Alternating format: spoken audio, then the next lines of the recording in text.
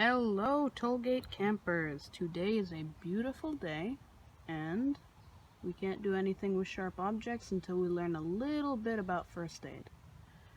So, let's get right into it.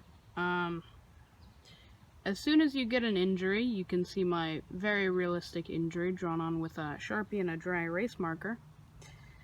The first thing we want to do is we want to clean that out. Now, the two methods that I prefer most are hydrogen peroxide and alcohol or alcohol wipes. The reason these are great is because they kill all the bacteria that can infect your wound, and that's really important to do because if it gets infected, that's going to make it a whole lot worse, and that's going to be a whole nother problem. You can tell I'm outside, so don't mind any dog barks or wind rustling in the trees.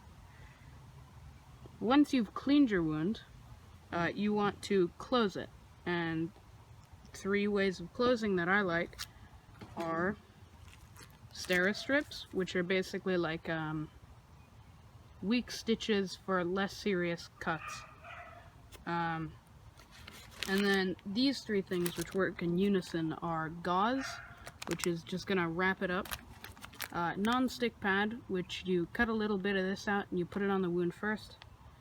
And this is going to, it's not going to stick to your cut or wound.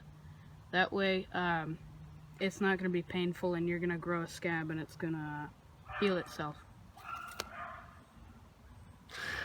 Dog. And then you'd wrap it in gauze, and then you'd tape the gauze so that it doesn't unravel. So for a cut like this, with a little, like, flab, you'd want to use the Steri-strips because they're going to hold that down and keep it tight up.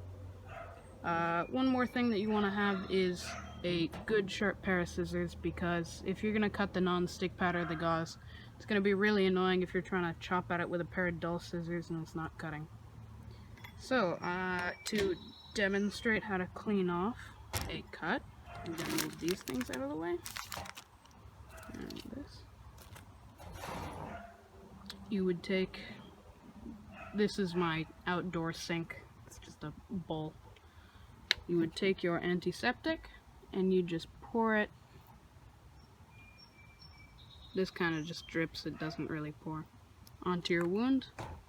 And then once you see your cut, you're going to assess the issue and see whether it's just a straight cut, in which case you would want to use the non-stick pad or a band-aid if it's not big.